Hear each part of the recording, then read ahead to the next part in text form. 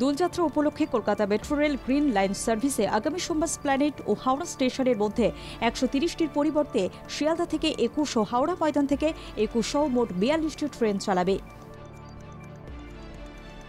শিয়ালদা ও Salt Lake sector 5 এর মধ্যে 106 এর পরিবর্তে শিয়ালদা থেকে 11 ও সল্টলেক সেক্টর 5 থেকে 11 সহ মোট 22টি ট্রেন চালাবে। উভয় ক্ষেত্রে ট্রেন পরিষেবা দুপুর 3টে থেকে শুরু হবে। 30 মিনিট অন্তর পাওয়া যাবে মেট্রো রেল। হোলিতে বাতিল একাধিক ট্রেন, মোট 234টি লোকাল ট্রেন বাতিল। 25শে মার্চ দূরের দিন এক ঝাঁক ট্রেন বাতিল। বিজ্ঞপ্তি দিয়ে জানিয়েছে পূর্ব রেল। হাওড়া শিয়ালদা মিলিয়ে মোট 234টি লোকাল ট্রেন বাতিল। 65টি লোকাল ট্রেন বাতিল থাকছে হাওড়া শাখায়। দোল ও হোলিতে কড়া নিরাপত্তা শহর জুড়ে। দোলে শহরে মোতায়েন ছিল 3000 পুলিশ। গঙ্গা 70টি ঘাটে থাকছে বিপর্যয় মোকাবিলা বাহিনী। 350টি পিকেট শহরে বিভিন্ন জায়গায় থাকবে। 25 ও 26শে মার্চ রাস্তায় 26 জন ডেপুটি পুলিশ কমিশনার থাকবে। দোল ও হোলিতে নজরদারিতে থাকবে 58টি পিসিআর ভ্যান। মহিলাদের নিরাপত্তায় থাকবে উইনার্স বাহিনী। বিভিন্ন পার্কে নজরদারিতে থাকবে উইনার্স বাহিনী। রাস্তায় ঘুরবে heavy radio flying squad. Garden রিচে বহুদল বিপর্যয়ে প্রাণ হারালেন আরও একজন। মৃতের সংখ্যা বেড়ে হল 12।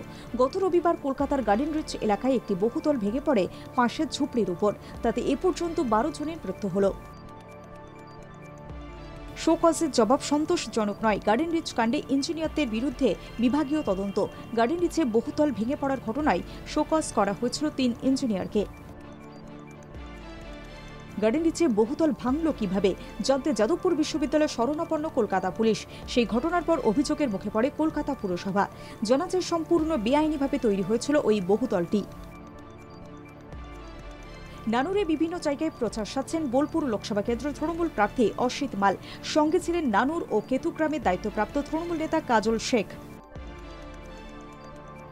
অবশেষে সিপিআইএম এর প্রার্থীর নাম ঘোষণা হলো। বর্ধমান দুর্গাপুর লোকসভা কেন্দ্রের প্রার্থী সুকৃতি ঘোষালের সমর্থনে বর্ধমান শহরে প্রচার মিছিল। গুজরাটে বিজেপি প্রার্থী নিয়ে ডামাডোল চলছে। এবার সরে দাঁড়ালেন 2 বিজেপি প্রার্থী। ভাদোদরা কেন্দ্রের রঞ্জাবেন ভট্ট এবং সরবকণ্ঠ কেন্দ্রের বিজেপি প্রার্থী ভিকাজি ঠাকুর ব্যক্তিগত কারণ দেখিয়ে লড়াই না করার কথা ঘোষণা করেছেন।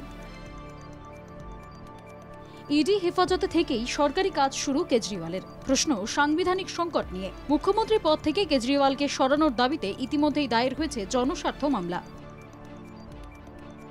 বিজেপি শাসিত কেন্দ্রীয় সরকারকে তীব্র আক্রমণ তামিলনাড়ুর ডিএমকে নেতা উদয়নিধি স্ট্যালিনের। তহবিল বরাদ্দ করা নিয়ে প্রধানমন্ত্রী নরেন্দ্র মোদীকে বিঁধছেন তিনি। তার অভিযোগ, ট্যাক্স হিসেবে দেওয়া প্রত্যেক টাকার জন্য রাজ্যকে মাত্র 28 পয়সা করে দিয়েছে কেন্দ্রীয় সরকার। জয়পুরের এক রাসায়নিক কারখানায় ভয়াবহ অগ্নিকাণ্ড। ভয়াবহ সেই আগুনে পুড়ে মৃত্যু হয় 6 জনের। দমকলের 9টি ইঞ্জিনের ঘণ্টাখানেকের চেষ্টায় নিয়ন্ত্রণে আসে আগুন। দুর্ঘটনার কারণ খতিয়ে দেখতে শুরু হয়েছে তদন্ত। বাবা টাকা দেননি, ভাড়াটে গুন্ডাদের ডেকে বাবাকে গুলি করে খুন করালো কিশোর। উত্তরপ্রদেশের প্রতাপগড়ের ঘটনা। 6 লক্ষ টাকার সুপারি দিয়ে বাবাকে হত্যা করে কিশোর। ঘটনায় 4 অভিযুক্তকে গ্রেফতার করেছে পুলিশ। ডাকাত সন্দেহে 2 বন্ধুকে পিটিয়ে এবং কুপিয়ে খুন। মৃত 2 যুবকের নাম রাকেশ যাদব এবং মুকেশ সিংহ।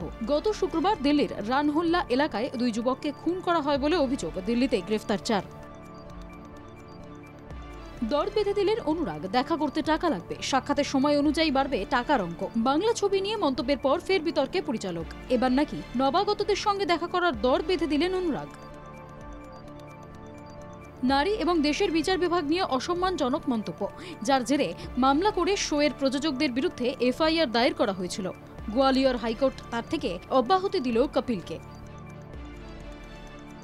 এমবাপ্পের দল ছাড়ার কথা ক্লাব কর্তৃপক্ষকে আগেই জানিয়েছেন। এর মাঝেই এই তারকা ফুটবলার জল্পনা উস্কে দিয়েছেন। বলেছেন এখনো কোনো কিছু ঘোষণা করেননি তিনি।